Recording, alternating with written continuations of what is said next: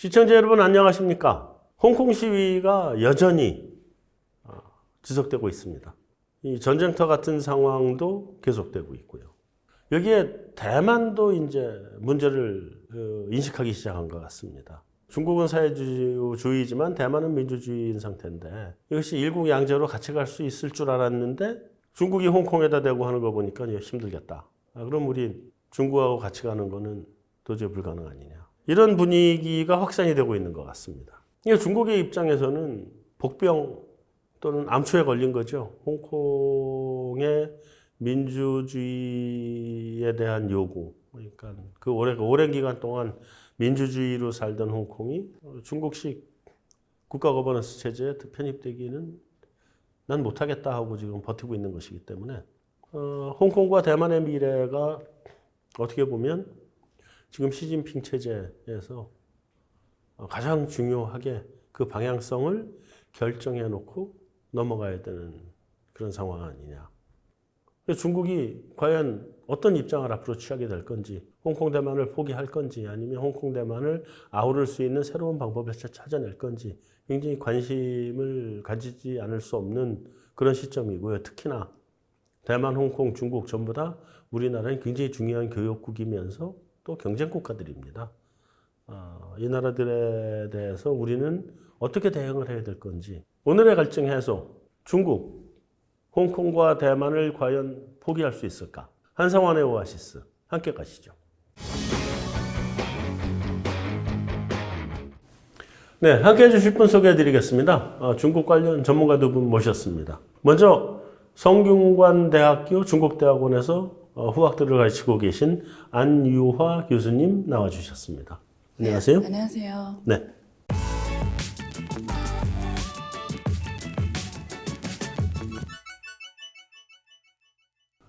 오랫동안 미중 산업경제연구소를 이끌고 계시죠? 조영찬 소장님 나오셨습니다. 안녕하세요. 네, 안녕하십니까? 네.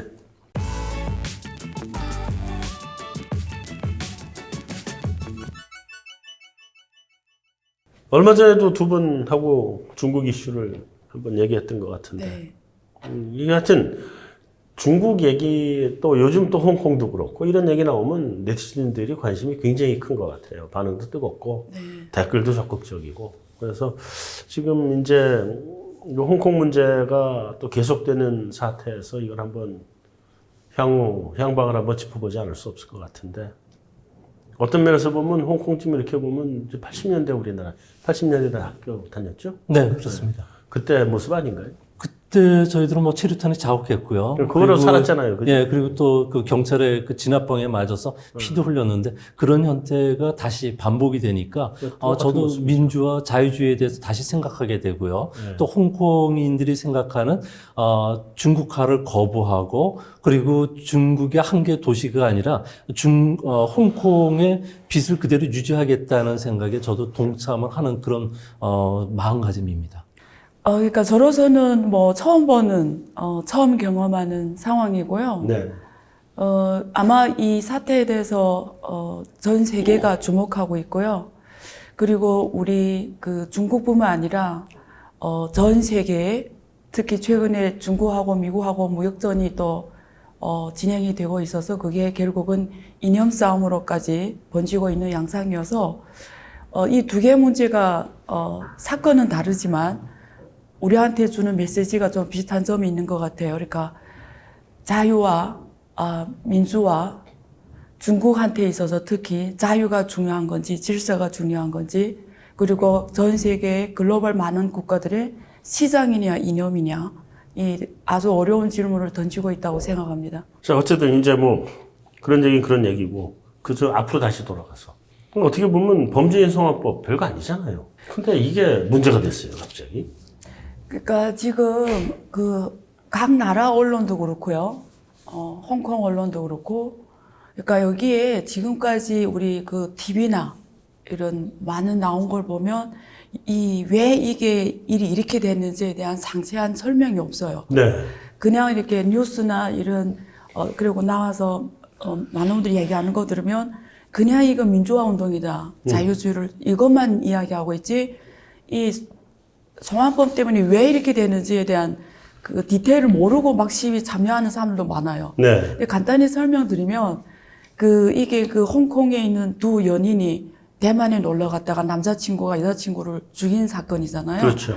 근데 이 남자친구와 그 여자친구의 사체를 대만에 유기하고 홍콩에 돌아왔단 말이에요. 네. 그러면 당시 이 홍콩의 속지법에 의하면 시체는 대만에 버리고 왔기 때문에 이 이름이 전통지한지 그래요. 이 남자에 대해서 범죄 추구를 못 합니다. 네. 그래서 하는 게 뭐냐면 그냥 이 여자의 신용카드에서 돈을 뺐었잖아요. 네. 그리고 여러 가지 해서 절취범으로 해서 26개월 만에 구형이 안 되는 거예요. 그래서 당시에 이 여자친구의 아버지가 이건 아니다. 그래서 위에다가 상소를 합니다. 그래서 이 친구가 26개월 있으면 어쨌든 10월에 나오기 때문에 2월에 빨리 그걸 수정을 해서 대만하고도 범죄 인도법을 법을 수정해야 되는 거예요. 그렇죠. 그래서 그렇게 하려다가 그러면 이 김에 마카오하고도 안 됐고 중국하고 본토하고도 안 된 거예요. 그러면 이 김에 그걸 그러면 다 지역을 확대해서 하자 이렇게 시작이 됐거든요. 그렇죠. 그러다 보니까 사람들이 중국 본토가 들어가니까 신경이 민감해진 거예요. 네. 이러면 홍콩이 많은 자유 언론사거나 그리고 민주주의 소위 말하는 민주투사라든가 이렇게 자기 할 말 딱딱한 이런 사람들이 있는데 이런 정치인들까지 다 잡아가지 않냐 이런 우려가 생겨서 후에 그걸 수정을 합니다. 내용을. 네. 수정을 어떻게 하냐면 다 빼요. 금융법 범죄라든지 네. 정치법 성환이라든지 일단 다 빼버려요. 그래서 예를 들면 어떤 정치인이 거기서 중국의 정치범으로 지목된 사람이라도 홍콩에서 본토로 송환 못하게 돼 있어요. 네. 그게 다 빠졌거든요. 첫째 네. 포인트가. 두 번째는 이 행정장관과 거기 한국의 헌법위원회처럼 소위가 있어요. 거기서 같이 결정하는 부분인데 행정장관이 오케이 해서 보낼 수 있는 상황이 아니에요. 둘이 공동으로 동의를 해야 돼요. 네. 그러니까 이게 아무리 행정장관이 진중이라고 해도 정치인을 예를 들면 중국에 반중 송환하겠다면 못해요. 일단 법으로도 그걸 뺐고 정치인은 뺐고 네. 범죄인도 뺐고 네. 그러니까 7년 이상의 중형에 대해서만 그것도 이 둘이 동의를 해야서만 송환이 되게끔 만들었거든요. 반대를 네. 해서. 네. 그런데 이게 언론에 이런 건 하나도 안 나가고 이 조치가 중국에서 홍콩에 있는 정치인들 특히 자유민주주의 투사들을 본토로 보내기 위한 걸로 시작이 됐다 이렇게 많이 알고 있더라고요. 그래서 이런 것들이 막 안에서 사람을 붕괴를 하는 거죠. 네. 실제 내용이 그게 아니거든요. 내용은 그게 아닌 예, 거죠. 그래서 오늘 이 자리에서 네. 확실히 그걸 알려드려야 될 것 같아요. 네. 자, 근데 이제 송환법 자체 내용을 보면 그게 아주 정상적인 법이더라 말이죠. 아주 정상적인 법인데 그게 홍콩에서 이제 문제가 된 거는 제가 보기엔 이제 두 가지 이슈인 것 같은데 첫째는 모든 법이라는 게 코에 걸면 코걸이고 귀에 걸면 귀걸인데 그러니까 홍콩 행정장관을 지금 캐리람 다 의심하고 있는 게 그거 아니에요. 저 사람 이제 중국 편이라서 중국 하자는 대로 다 해줄 거다. 이런 의심. 그러니까 홍콩 행정장관 자체를 뒤에서 중국이 컨트롤한다. 이런 의심. 그다음에 중국은 현행 이 법을 가지고도 얼마든지 코에 걸고 귀에 걸어서 그러니까 민주 투사를 붙잡아 가져갈 수 있다. 그러니까 본질로 들어가면 홍콩의 중국에 대한 신뢰가 결국은 없어져 버린 거 아니냐 하는 생각이 들거든요. 제일 중요한 것은 홍콩의 그 정치적 리더십을 갖고 있는 그 프로 정치인이 없다는 게 문제입니다. 가장 중요한 부분 중에 하나인데요. 특히 홍콩 같은 경우에는 중국 정부가 지도력을 키우는 정치인들을 아예 키우지를 않았습니다. 네. 캐리람만 하더라도 정무 감각이 상당히 떨어지고요. 네. 역량도 떨어지는 사람입니다. 여기에 그 50명의 국회의원들 같은 경우에도 정무 감각이 없는 건 마찬가지인데요. 약하죠. 예, 그러다 보니까 시위대를 폭도라고 이야기를 하고 복면시위법 금지와 같은 여러 가지 민의에 반하는 정책을 하다 보니까 어떤 정책을 쓰더라도 홍콩인들이 믿지를 않는다는 거죠. 네. 특히 고도의 자치권을 훼손할 수 있는 조항과 관련해서는 중국인들 같은 경우는 모르겠지만 홍콩인들 같은 경우는 강한 거부감을 느끼고 있고요.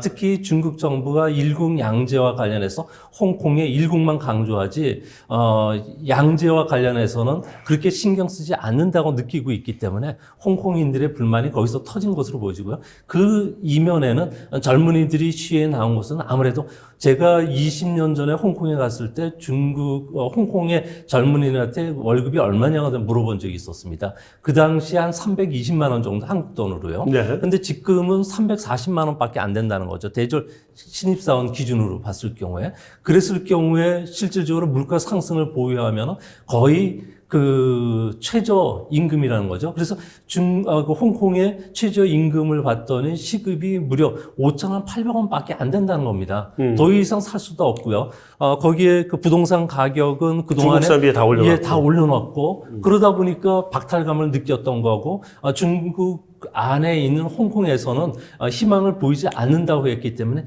이번 그 송환법이 도화선이 돼서 시민들이 좀 일어난 것은 아닌가 이렇게 보여집니다.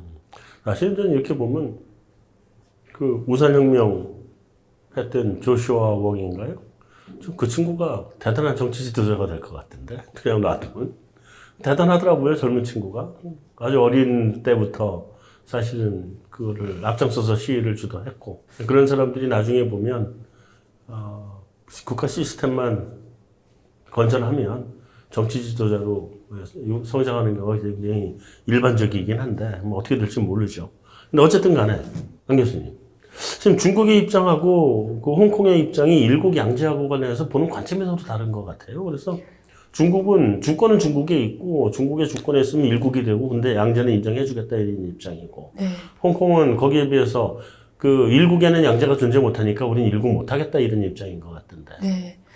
그러니까 말씀하신 대로 결국 신뢰의 문제인 것 같아요. 그래서 앞서서 그 송환법 개최하는 면에서 계리람 장관이 사실 적시에 그 좀 정무 감각이 좀 있었으면 사태가 이 정도까지 안 왔는데 그거 진짜 없더라고요. 네, 중간에 좀 적시에 해결하지 못한 부분이 분명히 있어요. 그래서 아까 그 송환법 그것도 처음에 내용에서 계속 수정하는 과정에 먼저 상인들이 먼저 들고 일어났거든요. 네. 그래서 그게 안에 이렇게 경제 관련 범죄인을 다 없앴거든요. 네. 후에 그랬더니 법조인들이 들고 일어나는 거예요. 네.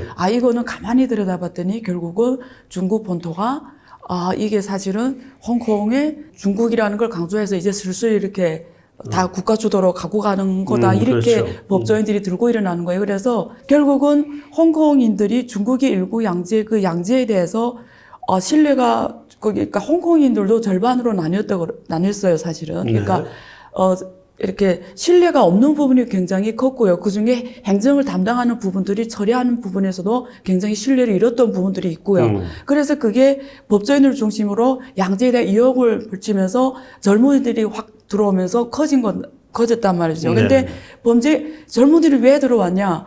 조 소장님 말씀하신 것처럼 범죄인들이, 그 젊은이들이 거기에서 갖고 있는 박탈감이 가장 큰 게 뭐냐면, 지금 조사를 해봤는데, 홍콩 젊은이들 미래 하고 싶은 직종이 뭐냐, 이렇게 조사를 했어요. 네. 근데 놀라운 결과가 나왔는데, 앞으로 고등학교 애들이 이렇게 미래 지망을 적잖아요.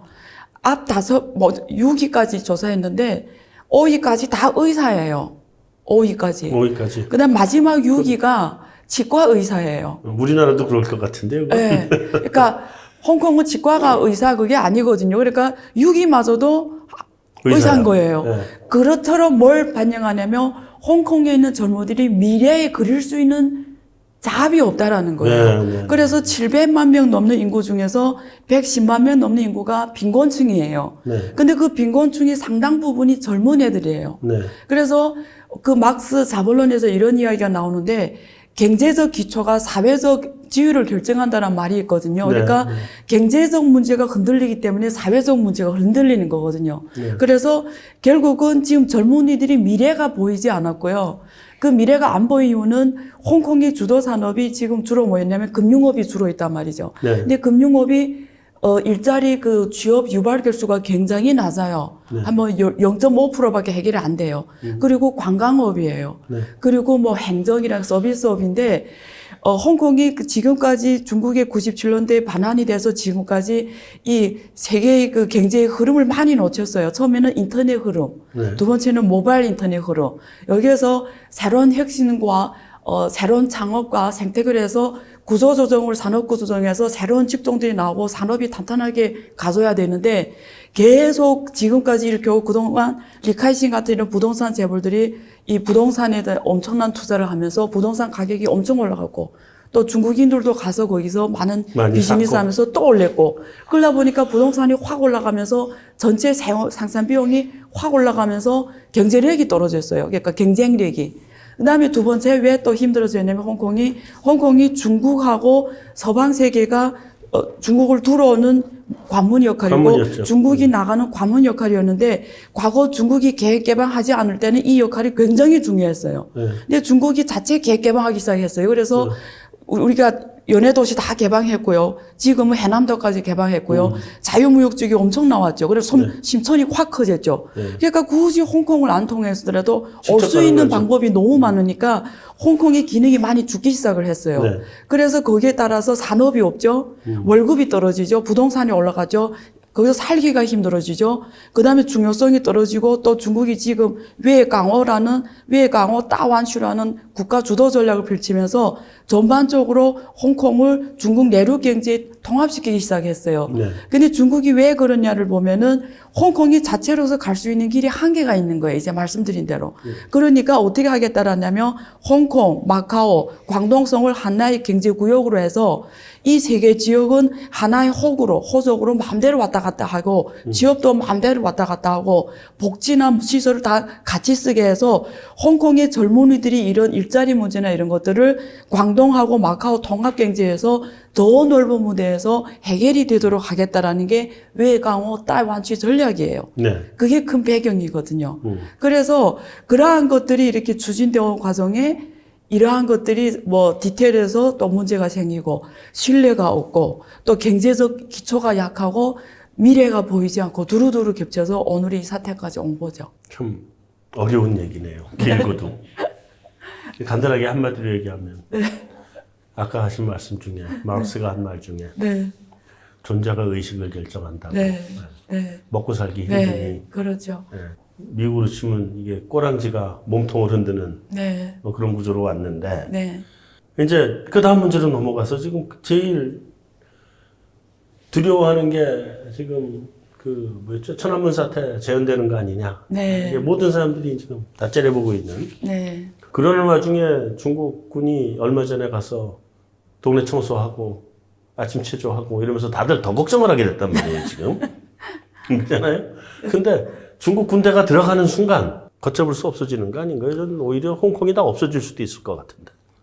지금 그 선전 체육관에 보면 1만 2천 명의 무장 경찰이 대기하고 있는데요. 선전만 대교를 건너는데 불과 20분 정도면 됩니다. 그러니까 30분이면은 홍콩에 도착할 수 있는데요. 만약에 홍콩에 이 무장 경찰이 진입하면은 제2의 천안문 사태로 보면서 갑자기 전 세계는 냉전 체제로 빠져들 가능성이 큽니다. 네. 문제는 그렇다고 하더라도 민주화 시위를 잡을 수 있냐? 저는 그렇게 안 보고 있습니다. 왜 그런 거니?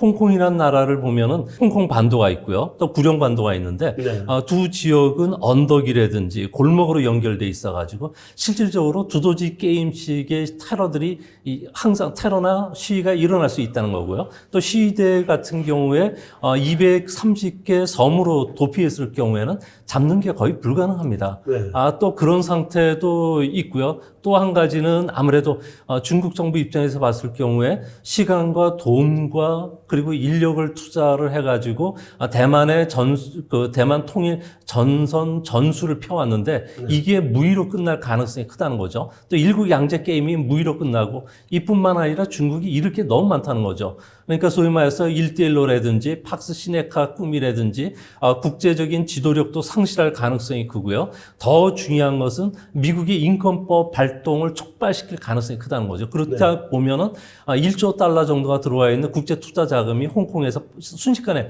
빠져나갈 것이고요. 네. 그렇게 되면 홍콩의 부동산 그리고 주식, 그리고 홍콩 달러 이후에 중국에 있는 위엔화까지도 폭락하는 차이나 쇼크가 일어나기 때문에 중국 정부가 쉽게 결정하지는 못할 것으로 보여집니다. 안 교수님, 네.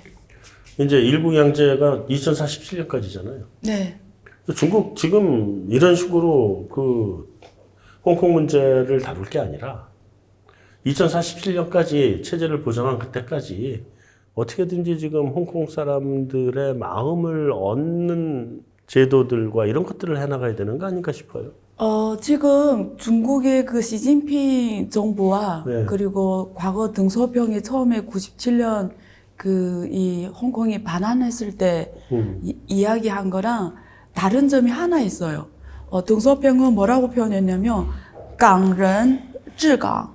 홍콩인이 홍콩을 자치한다. 네. 그리고 강人治港하고 그다음에 강人爱国. 그러니까 홍콩인에 대해서 홍콩인은 하나의 국가 중국을 사랑하고 홍콩은 홍콩인이 알아서 자치한다. 이게 제일 중요해요. 네.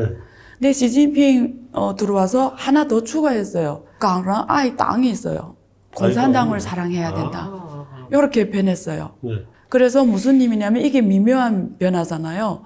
그러니까 이게 해외적으로 어떻게 읽히냐의 차이거든요. 네. 그러면 홍콩 사람들이 읽기에는 강人治港하고 강人爱国이거는 하나의 중국이고 받아들였고요. 상당히 많은 분들이 다 중국 국적자고요. 대부분.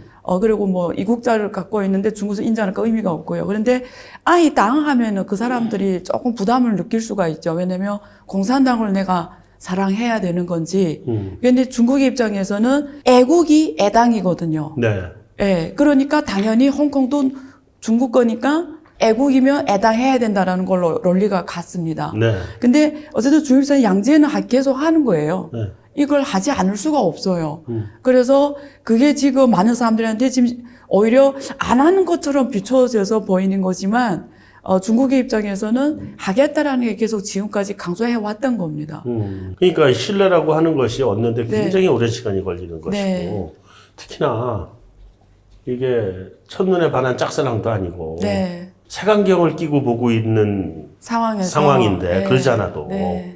어떤 일을 해도 그건 의심스럽게 보일 수밖에 없거든요. 네. 그러니까 가급적 아무것도 안 하고 송환법도 가급적 하지 말고 최소한으로 하고 홍콩 애들 어려우면 홍콩 애들 금융 지원, 자금 뭐 지원이나 해주고 그래가면서 신뢰를 천천히 쌓아주고 가야 되는 게 중국이 할 일 아닌가 싶은 생각인데 사실 지금 그렇게 해왔어요. 그게 이번에 일단 문제가 됐잖아요. 일단 송화법을 이제 안 하겠다 했고요. 네. 첫째. 그다음에 두 번째는 홍콩 97년에 금융위기 오잖아요. 외환위기 오잖아요. 네. 그럴 때 사실 중국이 그때 대놓고 우리는 모든 걸 걸고 지키겠다 홍콩을 그렇죠. 이렇게 안 했으면 홍콩은 외환위기 왔죠. 그랬죠. 예, 그래서 그때 당시에 소로스 같은 이 헤지펀드의 공격을 맡아냈고요. 네, 그래서 지금까지 계속 그렇게 해왔죠. 해와서 이번에도 송환법도 굉장히 저는 아쉬워요. 그러니까 이게 정말 신뢰를 깨는 아주 사건이 터진 거예요. 그렇죠, 신뢰 사실 잘 깨고 오다가 그래서 이게 얼마나 이게 디테일이 중요한지를 또 보여주는 대표적인 사건이기도 합니다. 네. 지난 10월 말에 중국에서는 그 4중전회가 열렸는데요. 네. 이때 홍콩과 관련해서는 통치 강화 원칙이 나왔고요. 그 다음날 중요한 거는 홍콩이 놀랬던 것 중에 하나가 인민일보 일면에 일국 양제 원칙에 도전하는 것은 절대 용납하지 않겠다고 이야기하면서 세 가지 원칙을 그때 제시를 했었습니다. 네. 첫 번째는 중국 주권에 도전하지 말라. 두 번째는 중앙 권위에 도전하지 말라. 세 번째는 중국을 파괴하는 행동을 절대 용납하지 않겠다는 겁니다. 네. 이 이야기는 일국 양제와 관련해서 홍콩과 대만이 보고 배우라는 이야기고 그렇지 않으면은 우리는 어떤 희생을 치르더라도 이를 진압하고 우리 원칙대로 가겠다는 이야기거든요. 네. 이 때문에 홍콩과 대만이 이때부터 그 상당히 그 물과 기름 사이처럼 노 중국을 외쳤던 것으로 보여집니다. 그러니까 그게 일본은 맞죠. 일국에 대해서는 도전하지 마라. 근데 중앙의 권위에 대해서 도전하지 마라. 그거는 민주주의하고 정반대거든. 그렇죠. 그게 그렇게 나온 이유가 지금 중국 국내 본토는 홍콩의 이 사태를 폭동이라고 규정을 해요. 그렇죠. 그래서 이제 두 번째 2번하고 3번이 나온 거거든요. 네. 그래서 이거는 폭도라고 규정하기 때문에, 그리고 중국 같은 경우에는 우리 한국 언론이나 혹은 저 미국 뭐 언론이나 다른 나라 언론에는 시위대가 많이 이렇게 체류탄이나 이렇게 공격받는 게 나오잖아요.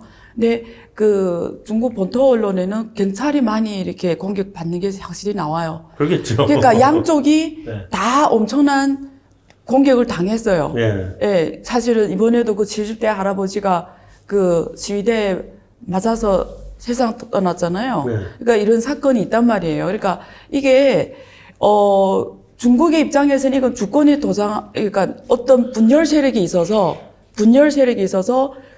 중국의 영토를 완전성을 부정하거나 중국의 권위에 지금 도전하는 사건으로 규명을 하는 거예요. 그러니까 외부 세력이 들어왔다고 생각하는 거죠. 그러니까 이제 조서사 말씀한 2번하고 3번이 있는 거죠. 지금 중국이 샹하이, 심천, 뭐 마카오 이런 데 막 금융도시로 막 키우고 그러겠다고 하는 얘기인데, 근데 그런 내용을 보면 다른 시간대에 우리 출연해주신 다른 출연자분이 이름을 얘기해도 되는지 모르겠습니다만, 그분의 얘기에 의하면, 이거 다 하고 나면 홍콩은 사실 별 의미가 없어진다. 중국 전체에서. 이미 의미가 홍콩이 많이 없어졌고, 그다음에 옆에 심천이나 이런 데 완전히 다 커지고 나면 홍콩은 오히려 너무 작아져 이제 보잘것 없어지고 초라해지게 될 텐데, 뭐 중국은 그렇게 안 갈 수 없는 입장이겠지만 그걸 보고 있는 홍콩 사람들 입장에서는 홍콩 이거 말려서 죽이려고 그러는구나라고 받아들일 수밖에 없을 것 같거든요. 저는 그거에 대해서는 확실하게 말씀드릴 수가 있는데요. 홍콩의 그 중요성은 중국 어느 도시도 대체할 수가 없어요. 홍콩 같은 경우는 지금 어떤 경제에서 그 글로벌적으로 말씀을 드리는 건데요. 전 세계 은행의 100대 은행의 70%가 홍콩에 들어와 있고요. 전 세계 20대 보험사의 65%가 홍콩에 있습니다. 그리고 위안화 역외호보 1등 지역이고, 그리고 자산관리라든가, 그리고 중국 기업들이 이번에 지금 미국하고 무역 분쟁을 벌이면서 지금 중국 기업이 미국 상장이 어려워졌잖아요. 네. 근데 그걸 대체할 지금까지 많은 IPO 역할을 그러니까 중국 기업이 해외에서 펀딩 역할을 한 시장이 미국 말고 가장 중요한 시장이 홍콩이거든요. 지금까지 홍콩에서 조달한 자금이 누적으로 5조에서 6조 달러고요. 작년 한 해만 4천억을 조달했거든요. 그래서 특히 미국에서 중국 기업 상장을 못하게 하면 더 중요해지는 거예요, 홍콩이. 네. 그러면 국내에서 상장하면 되지, 이런 질문을 하는데, 국내는 알리바바 같은 기업을 상장시킬 만한 자본시장이 없습니다, 아직까지. 네. 그러면 홍콩이 자본시장으로서 더 기능이 중요해요. 그걸 마카오가 대체할 수가 절대 못하죠. 그리고 저기 해남도도 자유무역구하고 상하이도 굉장히 금융호흡으로 중요한 도시고, 심천도 지금 굉장히 생태계가 잘 되고 떠오고 있지만, 어쨌든 중국 본토 안에 있는 사회주의 시장경제 중국의 대륙이에요. 그렇지만 홍콩은 어쨌든 일국 양제로서 그게 지금 뭐 의심을 받고 있지만 그래도 거기에서 상권 분립이 유지가 되는 영미법에 의해서 존재하는 자유민주주의 땅이라고 있기 때문에, 그리고 지금까지 언국민허브 역할이기 때문에 중국의 어느 도시도 대체하기가 힘들다고 보고요. 그다음 마카오 같은 경우는 지금 20일에 지금 시진핑 주석이 간단 말이에요. 그래서 대대선 세레머니를 하는데, 마카오를 이번에 가면은 3가지를 지금 한다고 해요. 첫 번째는 위안화 주식 거래소를 만들고요.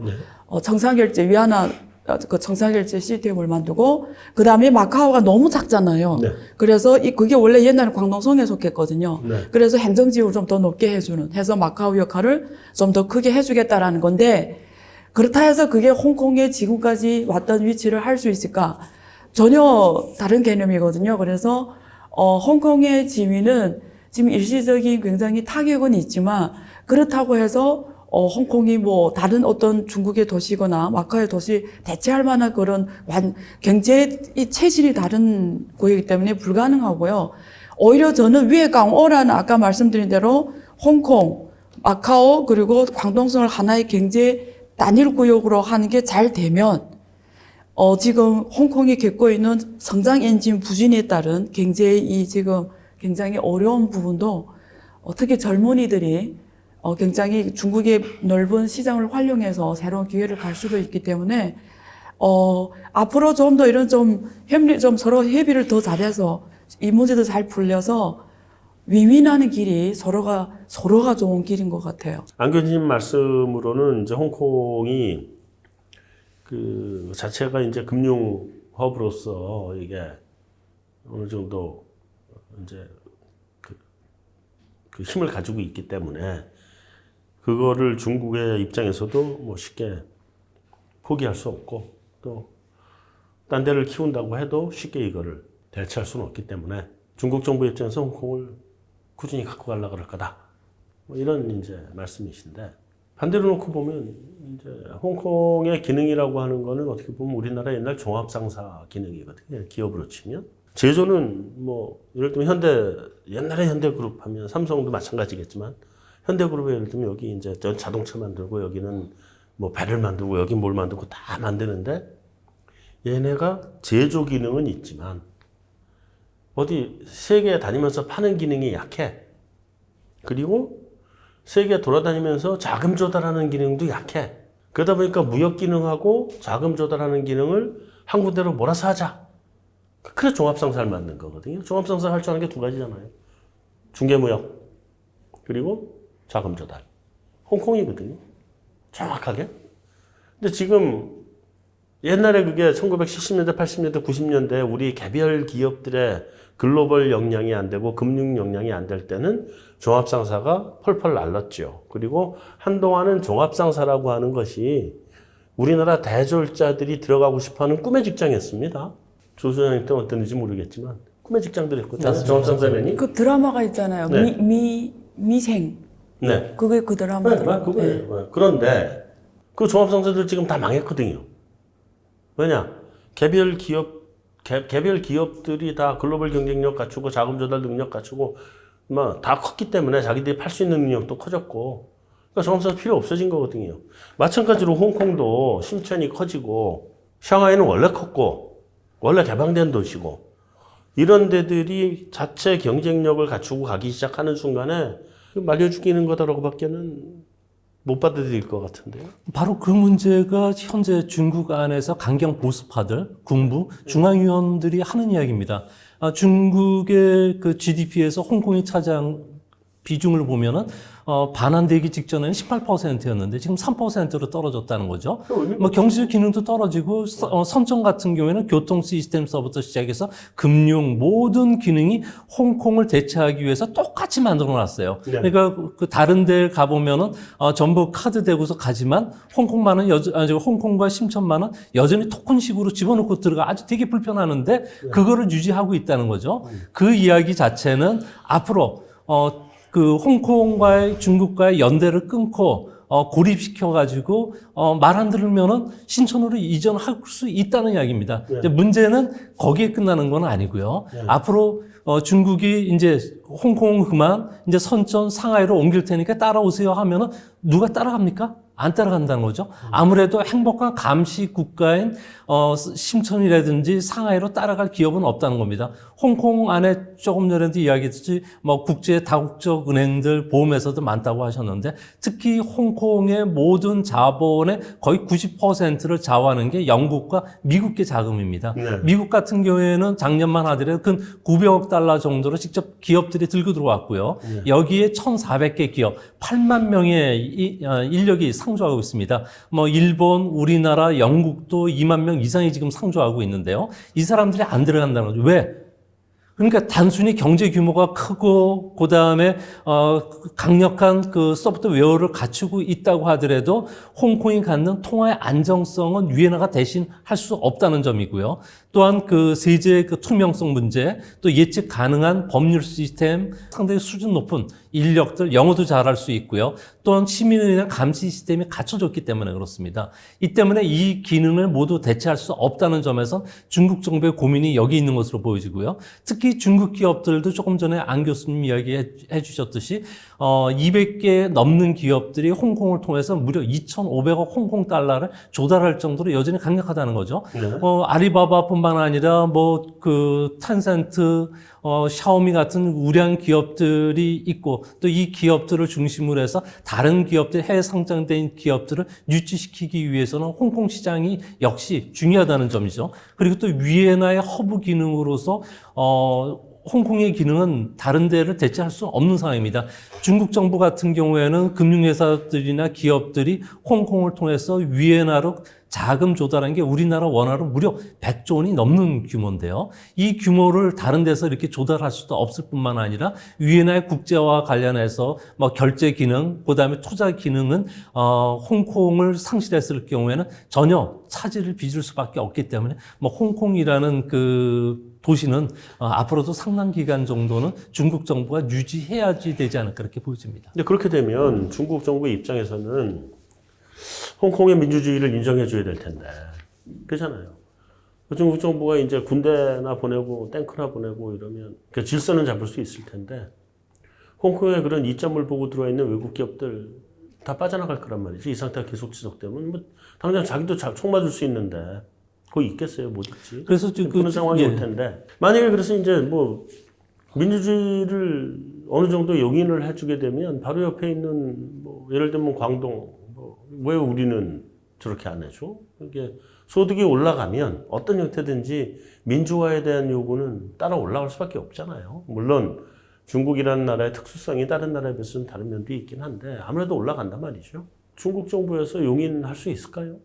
지금 현재 상으로서는 체제 안정 측면에서는 더 이상 용납할 수는 없는 상황이고요. 네. 이 때문에 그 중국 같은 경우에는 아무래도 홍콩과 관련된 새로 안을 제출하기 위해서 현재 홍콩과 관련된 강력한 통제를 어느 정도 느슨하게 해주고 시간 벌기를 하는 것으로 좀 보여지는데요. 네. 이 때문에 앞으로 대만 선거 이후에 시진핑이가 내놓는 홍콩과 관련된 정책이 상당히 중요할 것으로 보여지고요. 또 그런 측면에서 봤을 경우에 앞으로 홍콩이 반환됐을 경우에, 중국이 홍콩화 된다는 그 기대감이 있었지만, 현재 홍콩 시위를 보면서, 홍콩이 중국화되는 역현상이 일어나는 그런 모습으로 나타나고 있는데요. 네. 이 때문에 앞으로 중국 정부는, 홍콩과 관련해서 그 캐리람 행정장관을 교체한다든지, 그리고 강력한 그 정치적인 개혁을 할 것으로 보여지고, 이렇게 되면은 홍콩 사람들은 잘못 또 해석을 해서, 일국양제, 고도의 자치권 훼손으로 보고 시위가 격화될 가능성이 크기 때문에 미국 같은 경우에도 이거와 관련해서도 계속 홍콩 인권법이라든지 다양한 법률을 통해서 중국을 견제하는 것은 아닌가 이렇게 보여집니다. 그 이어서 그러면 홍콩 사태를 보면서 지금 중국이 그 대만이 중국을 보는 관점이 달라진 거잖아요. 네, 그렇습니다.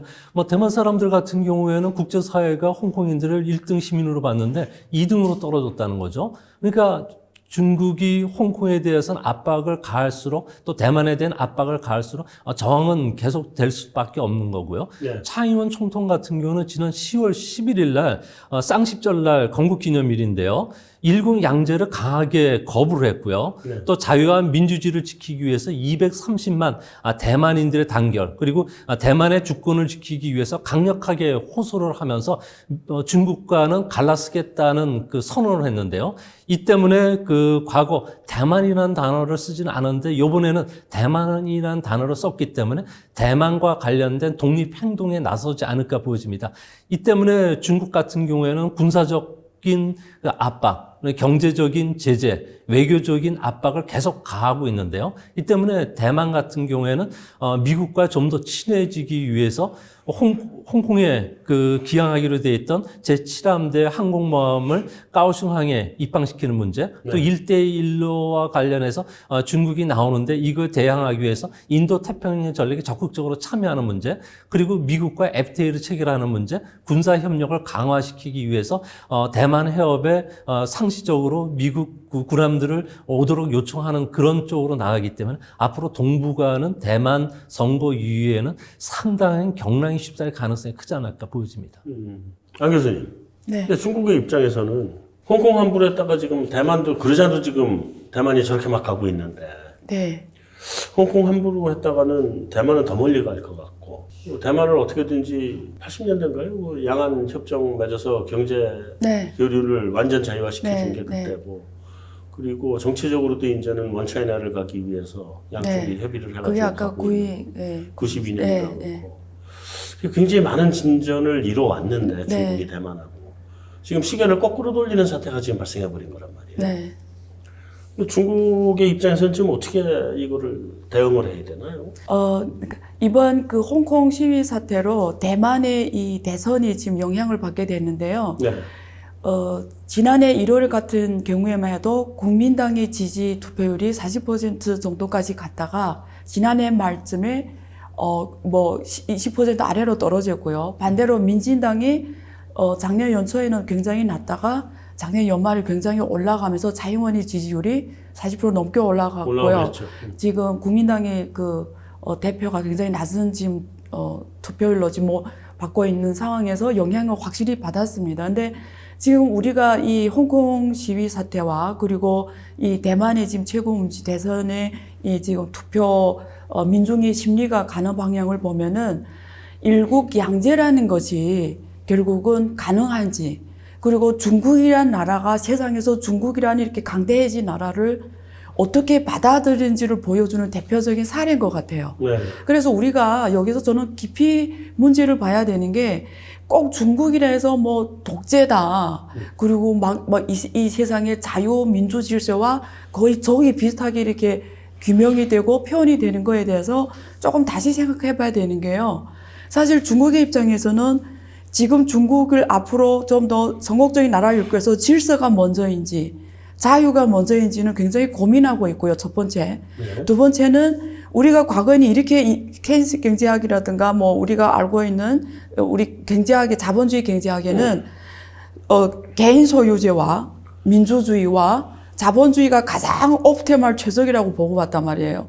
근데 중국에서는 어떻게 생각하냐면 공유제와 이 시장주의는 같이 갈 수 있다라는 거예요. 어쩌면 사유제와 자본주의 결합이 공유제와 이 자본주의나 시장주의라고 할게요. 사유제와 시장주의 결합보다 공유제와 시장주의 결합이 인류 역사에 줄 수 있는 더 좋은 답이 될 수도 있다라고 하는 게 공산당이 지금 가고 싶어 하는 길이에요. 근데 우리가 여기에서 답이 꼭 예를 들어 미국식이라든가 그리고 뭐 유럽식이라든가 한국이 왔던 많은 길들이 이게 꼭 답이라고 말하기에는 우리가 그동안 해왔던 많은 금융위기 사태라든지 그리고 미국 많은 나라에서 보여 빈부격차 확대라든지 많은 나라에서 보여주는 실패 사례를 보면 이게 꼭 인류 사회에 가는 정답이라고 말하기 힘들어요. 그래서 2008년 이후로 오히려 막스주의가 다시 뜨는 이유가 답은 중간에 있을 수도 있다라는 거거든요. 그래서 저는 오늘의 이 홍콩 시위나 뭐 대만의 이런 것들을 갖다가 어떤 뭐 자유와 민주주의를 싸우고 이런 거에 포커스를 맞춰서 보기보다는 좀 더 깊이 있게 고민을 해봤으면 좋겠어요. 그러니까 결국 인류 사회의 행복을 위해서 우리 다 같이 가는 길인데 그러면 답은 어디에 있을까? 그러니까 우리가 같이 한번 찾아보는 거에 포커스를 맞췄으면 좋겠어요. 꼭 부정의 눈길이 아니라 이걸 갖다가 중국을 자유민주의 반대 세력으로 취급하는 거 이러면 굉장히 위험해지는 거죠. 세계 질서가.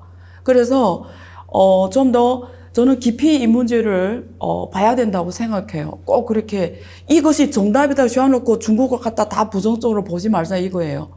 어쩌면 공유주의와 시장주의가 잘해서 빈부격차도 줄어들고 어떻게 보면 우리가 원하는 길로 갈 수도 있지 않을까 하는 실험을 해본다는 차원에서 좀 더 오픈된 마음으로 다양한 길로 보는 게 어떤가 이런 생각을 해봅니다.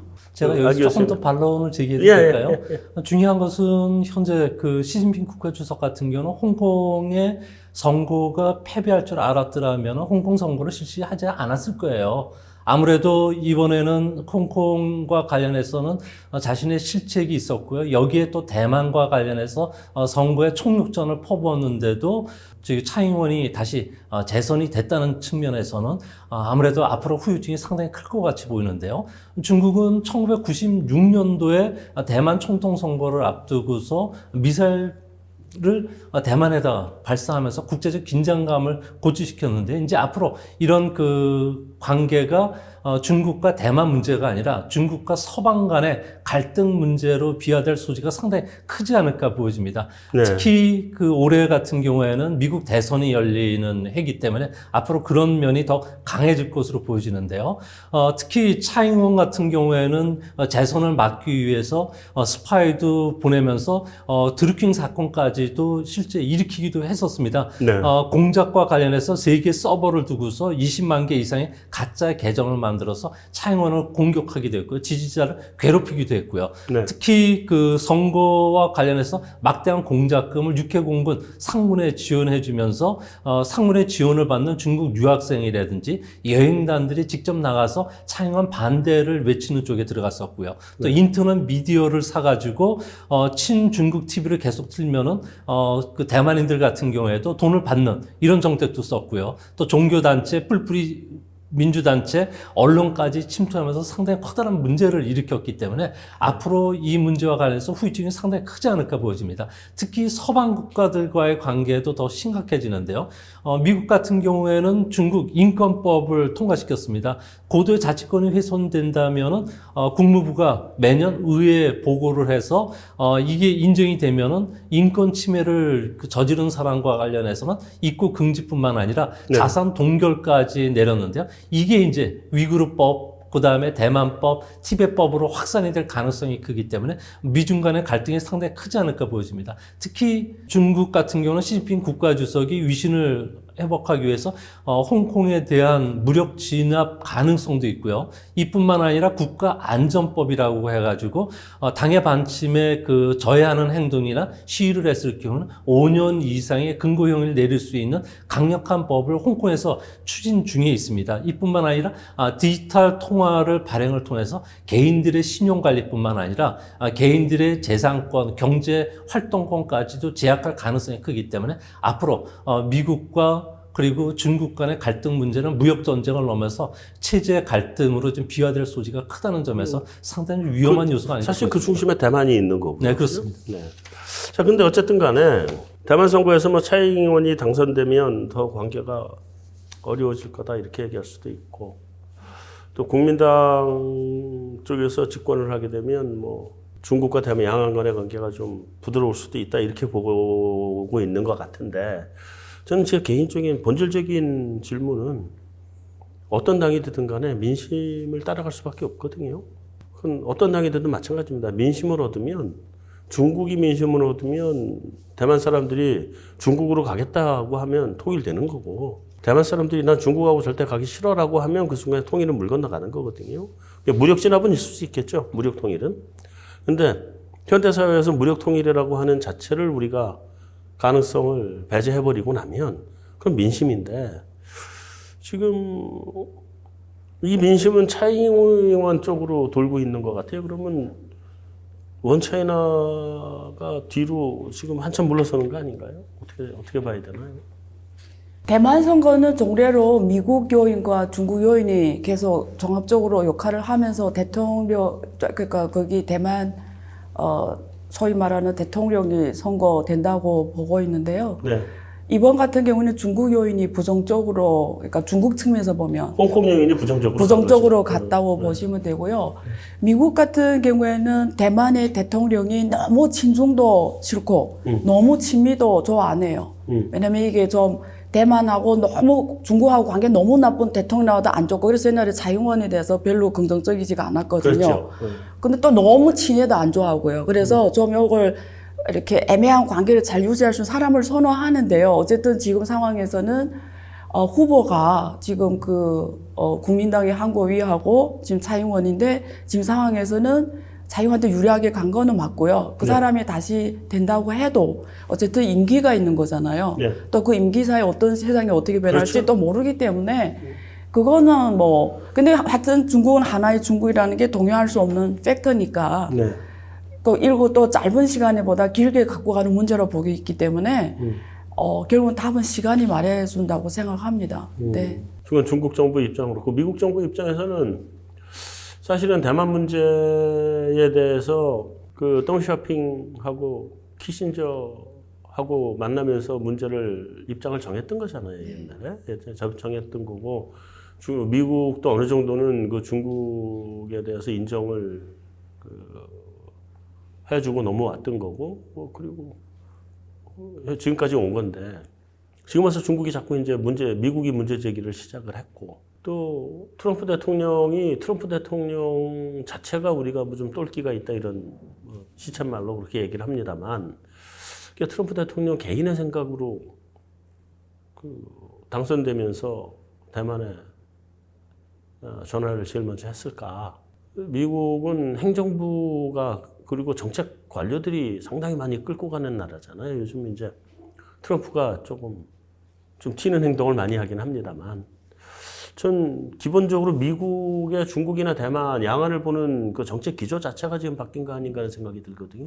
이미 선거 전략에서도 그 중국과 관련된 그 원차이나 정책과 관련해서도 네. 나한테 물어봤어? 라고 이야기를 할 정도로 네. 바꾸겠다고 시사를 해왔고요. 네. 중국은 이걸 억지로 틀어막기 위해서 1차 무역 합의까지도 해줬던 부분인데요. 네. 이제 문제는 중국과 미국이 대만을 보는 시각이 전혀 다르다는 겁니다. 네. 미국 같은 경우에는 미중 무역 패권 전쟁과 관련해서 30년 전쟁으로 인식을 하고 있고요. 이 때문에 대만도 이런 각도로 접근하고 있다는 겁니다. 패권 전략 하에서 네. 보고 있다는 거죠. 그러니까 서로 이해하고 합의점을 찾는 것보다는 오히려 균열과 그다음에 갈등과 충돌이 일어날 가능성이 크다는 겁니다. 이거는 대표적으로 중국이 요구하는 중국의 꿈과 미국이 이야기하는 인류의 꿈에 충돌이 있다는 거죠. 그러니까 홍콩과 관련해서는 통치 강화한다든지, 그리고 일국 양제를 통해서